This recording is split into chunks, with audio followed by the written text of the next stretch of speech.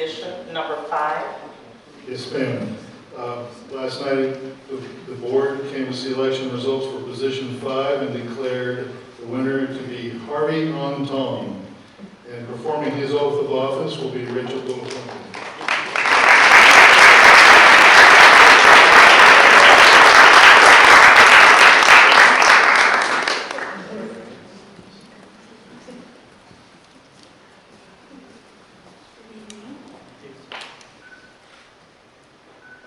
After me.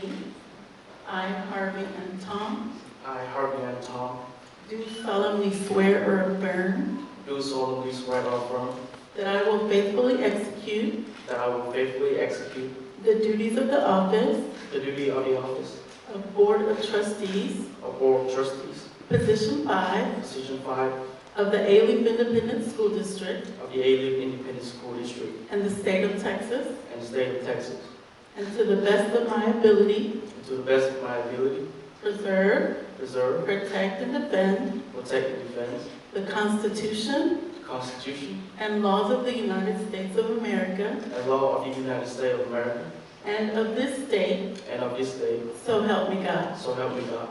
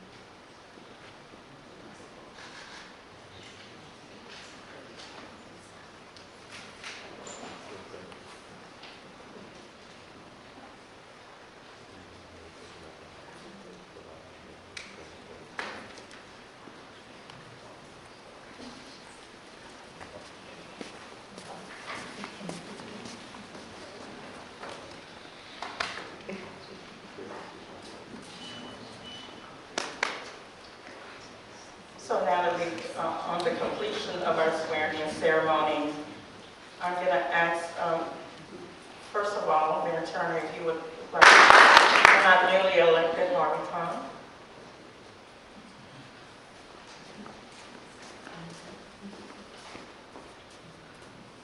Wow, there's a lot of people. Well, first of all, I want to thank everyone for being here to celebrate with us tonight. Thank you, Dr. Patrick, Jennifer Key, Dr. Mitchell, and Dr. Bruce for giving me guidance and support throughout the campaign, being a 23 years old, running for the election.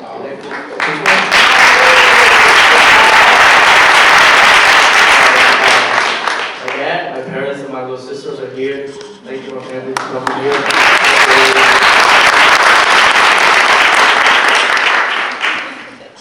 Great job.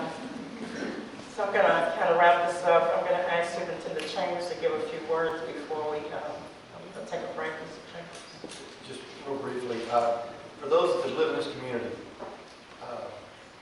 I hope you take notice of this Board of Trustees, because I'm proud of our community for electing officials that reflect the diversity of this community.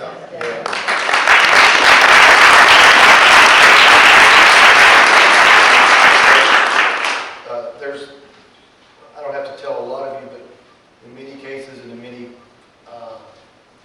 parts of our state, in some cases there's an attempt to thwart the representation of what a community either looks like, believes, or a combination of both. And as I've mentioned several times, I've only lived in this area for going on 11 years. And I am consistently proud of how this community reflects and demonstrates their belief in the public education system.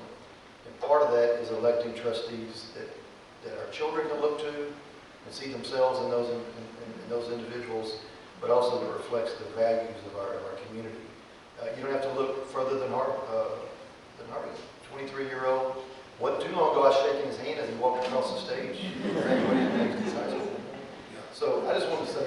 proud of our community, and I really am. I'm proud of those who sought the positions, those who ran, who competed, those who were successful. That's the truest form of democracy in our republic. And you won't get closer to an elected official. I don't think I'm speaking out of turn. You will not get closer to an elected official than you will to a school board member. And so with that, I'm grateful. I really am. In my role, I'm extremely grateful for working in an environment in the community that reflects their values with locally elected boards. So congratulations to everyone. More importantly, congratulations to this community. I'm proud of it. I really am.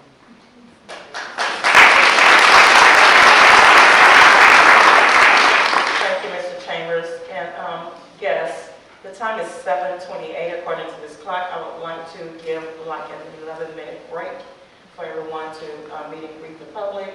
And I'm going to ask that the board is back at the table at 7:15. All right. We are now ready to consider agenda item number 11, to consider acceptance of board member resignation, declaration of a vacancy, and legally required next steps. Colleagues, I received a letter of resignation from our colleague, Trustee Harvey Tong, dated January 11, 2022.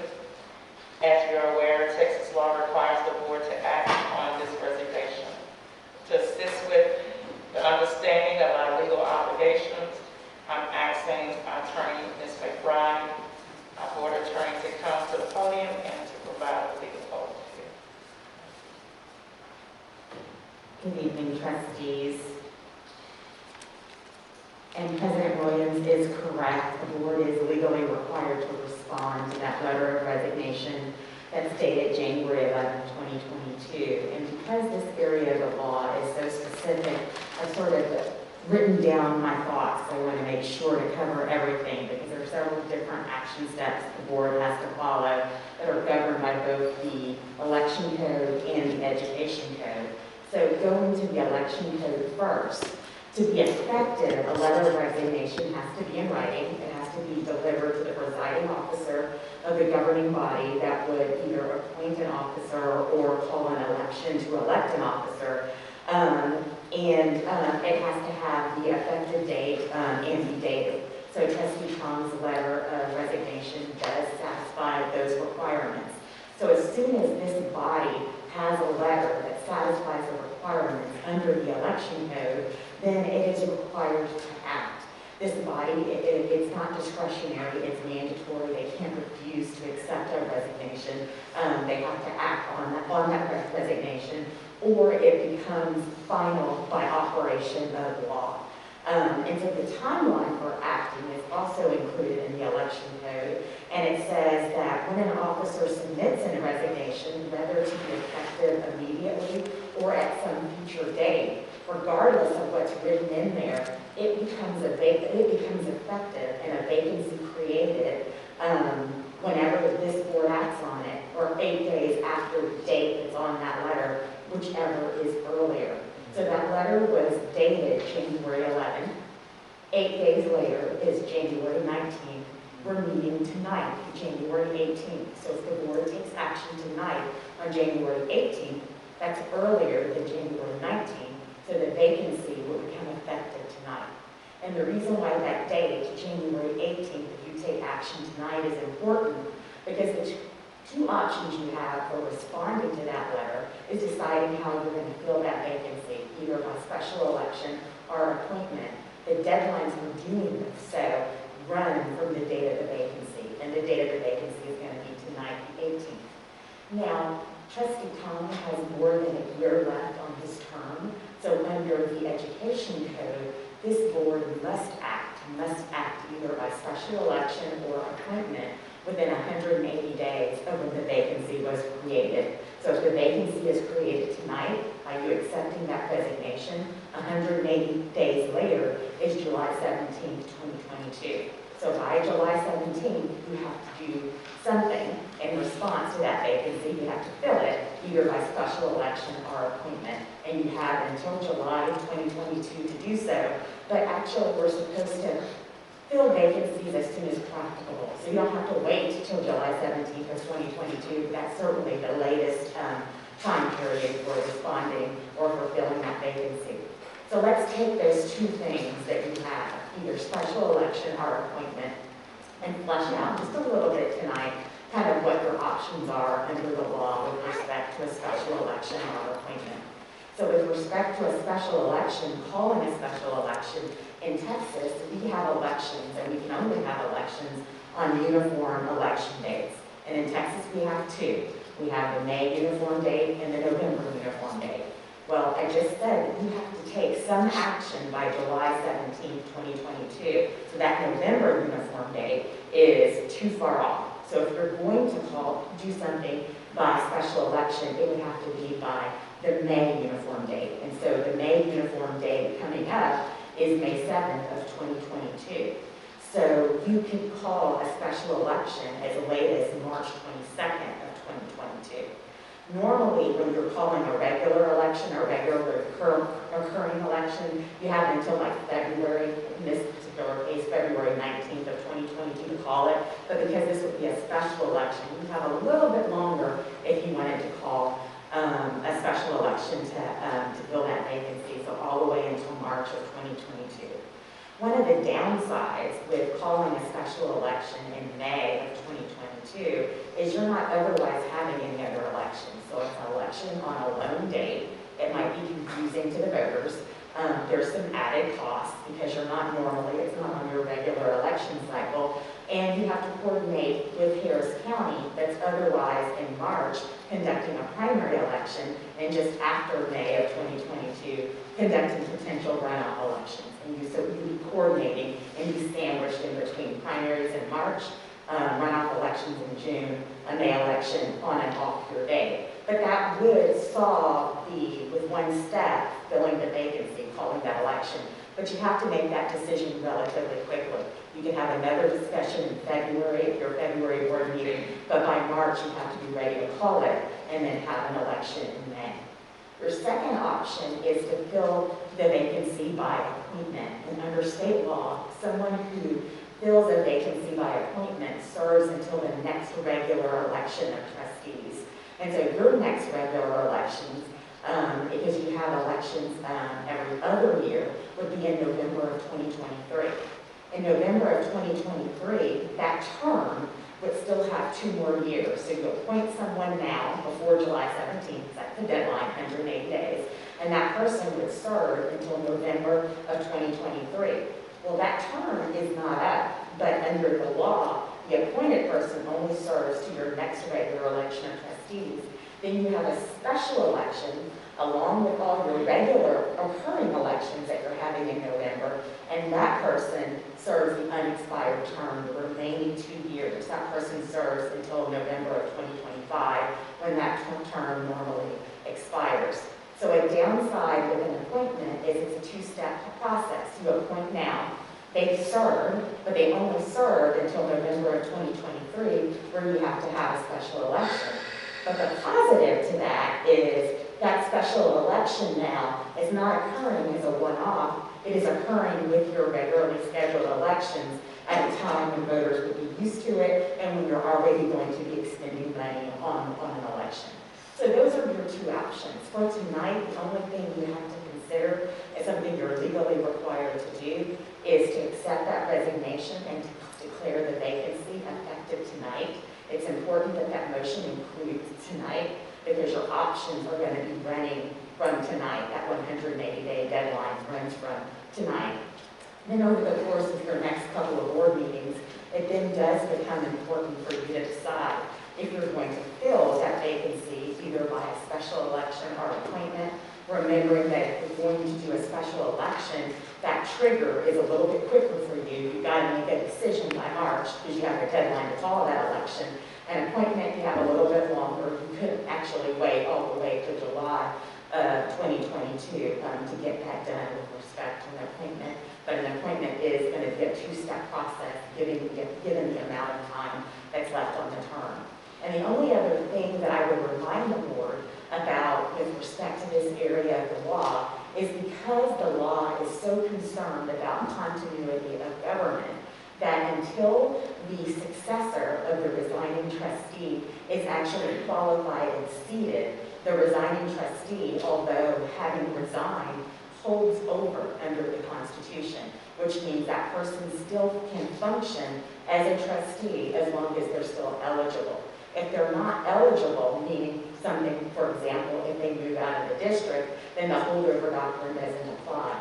But if they continue to be eligible, that person can still come to meetings until that person's successor actually is appointed or elected and actually qualified and seated into office. Now, what the holdover doctrine does not allow the resigning trustee to do is to have any discussion, influence, or vote with respect to his or her successor. The holdover doctrine prevents that because that would be a conflict of interest. So that is the kind of the landscape of the law. I'm going to open it up through the board president for questions, but my recommended motion for tonight, in order to comply with the timeline and what we need to get done tonight, is that the board president entertain a motion to accept the resignation of Trustee Tong and to declare a vacancy in his trustee position effective tonight, July 18th of 2022. Madam President, now it would be appropriate for me to accept questions. So, both, do you have any questions? I know that Attorney McBride, there was a whole book full of information. And we do appreciate it, we do, because we wanted this opportunity. Most people do not understand. We don't have an opportunity to have these conversations and to be able to understand it. So it is a pleasure to have you here to break that information down for us.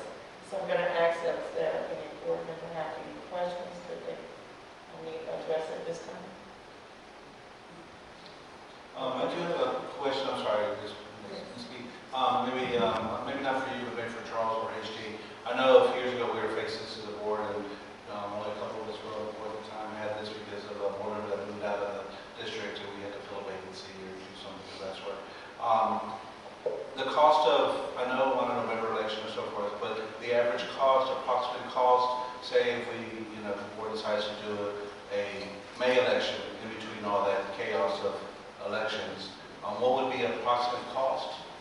I could not tell you an estimate on that because we haven't participated and I don't have an idea of the number of measures and entities going to be on the ballot. Did we look a few years ago on what it would cost a few years ago for the ballot? That was. What elections used to be in an off year was about $65,000. Now, if you were to have the election on the November 23 ballot, where we're already on the ballot with 3 other trustee positions, there's no incremental increase in price because we're already on the ballot. So we're paying by registered voters. So a May election would be a total additional cost. The November 23 election would be no incremental cost for the election. The other thing that I think Ms. McBride was talking about the timeline being tight, calling an election. With it being a May election, we really do need to give them notice as soon as we can, not wait till March even. If you are thinking about the May election, because the timing is uber critical with the county on a primary, because their ballot is very complex. So if you're planning on a May, we would like to give the notice to the county next month. Thank you for that. Thank you, Trustee Marino. Was there anyone else? That was my question. All right. Board, if there are no further questions, may I have a motion to accept the resignation of Trustee Harvey Anh and to declare a vacancy in his position effective January 18th, 2022? So moved. Thank you. May I have a second? It's been moved by Trustee Key and seconded by Trustee Patrick to accept the resignation. All in favor, please do so by raising your hand. Let the board show that it is unanimous. Thank you. Trustee Tong, for the short time that here. Thank you for your service. It takes a lot to step up and to do what you've done. And very, even more so honorable to share with the board your commitment and change. We do accept that. Thank you. Well, this was one of the most difficult decisions that I had to make, but to the rest of the board and the superintendent, Mr. Camper, and especially the staff member of the district, I want to thank you, every single one of you, for your understanding and your support. Your dedications and commitment to the district are noble, and I sincerely respect each and every one of you, and I appreciate each and every one of you. So thank you.